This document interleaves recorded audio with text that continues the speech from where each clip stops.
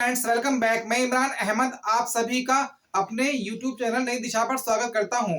मेरी आज की यह वीडियो 4 लेटेस्ट अपडेट्स पर आधारित है। आइए शुरू करते हैं।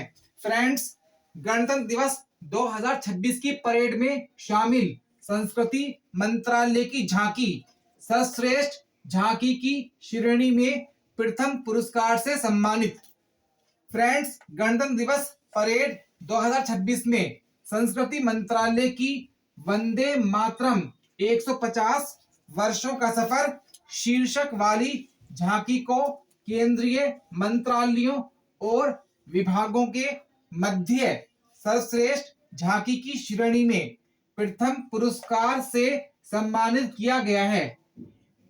अब आपको मैं ये भी बताना चाहता हूं कि इस झांकी को प्रथम पुरस्कार क्यों दिया गया है।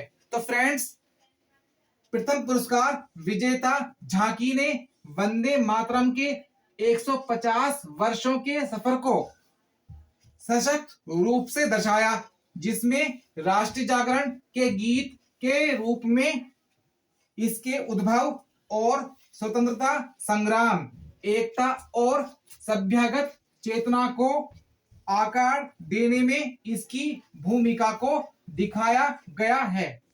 हमारा अगला अपडेट है, भारत की रामसर सूची में 2 नए आर्द्र भूमि शामिल।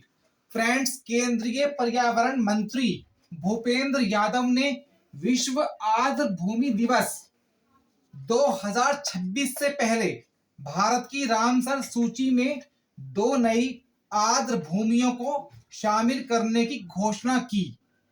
अब ये बताएंगे कि वो कौन कौन सी आर्द्र भूमि है। तो इनमें उत्तर प्रदेश के एटा जिले में स्थित पटना पक्षी अभयारण्य और गुजरात के कच्छ जिले में स्थित छारी धांड को रामसर स्थलों की सूची में शामिल किया गया है। अब बात यह आती है कि इन दोनों आर्द्र भूमियों को शामिल क्यों किया गया है। तो फ्रेंड्स, ये दोनों आर्द्र भूमि सैकड़ों प्रवासी स्थानीय पक्षी प्रजातियों को आवास प्रदान करती हैं। वर्तमान में भारत में रामसर स्थलों की संख्या बढ़कर 98 हो गई है, यानी कि इस समय भारत में टोटल रामसर साइट्स 98 हैं। अब बात करते हैं भारत ईरान के रामसर में वर्ष 1971 में हस्ताक्षरित आर्द्र भूमि पर सम्मेलन के अनुबंधित पक्षों में से है। भारत 1 फरवरी 1982 को इस सम्मेलन का हस्ताक्षरकर्ता बना। रामसर साइट से संबंधित कुछ तथ्यों के बारे में जानते हैं। तो फ्रेंड्स, भारत में सबसे बड़ा रामसर स्थल सुंदरबन पश्चिम बंगाल है। अब बात करते हैं भारत में सबसे छोटे रामसर स्थल की। तो भारत में सबसे छोटा रामसर स्थल रेणुका वेटलैंड है, जो हिमाचल प्रदेश राज्य में है। सर्वाधिक रामसर स्थल वाला राज्य है। तो फ्रेंड्स, भारत में सर्वाधिक रामसर स्थल वाला राज्य तमिलनाडु है। हमारा अगला अपडेट है, मेघालय का लिविंग रूट ब्रिज यूनेस्को के लिए नामित।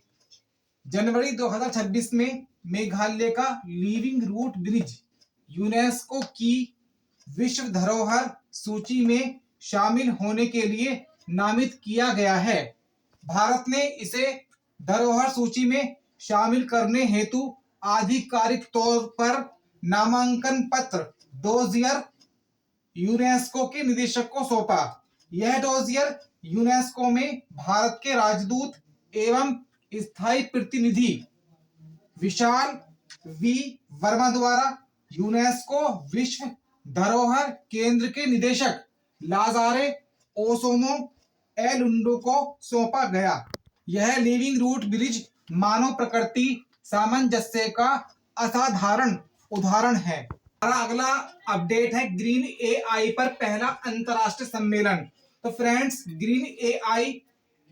ग्रीन आर्टिफिशियल इंटेलिजेंस पर पहला अंतरराष्ट्रीय सम्मेलन 2026 दुबई यूएई में 24 से 25 जनवरी 2026 के मध्य आयोजित किया गया।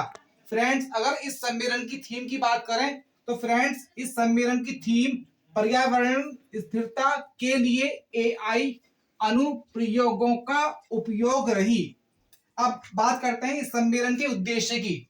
तो इस सम्मेलन का उद्देश्य पर्यावरणीय चुनौतियों से निपटने में आधुनिक तकनीकों की भूमिका को सशक्त करना, उत्सर्जन कम करना, प्राकृतिक संसाधनों के विकास तथा जलवायु सहनशीलता को बेहतर बनाने में एआई की भविष्य की संभावनाओं का अन्वेषण करना है।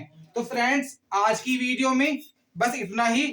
प्लीज इस वीडियो को लाइक कीजिए, शेयर कीजिए, कमेंट्स कीजिए। Thank you.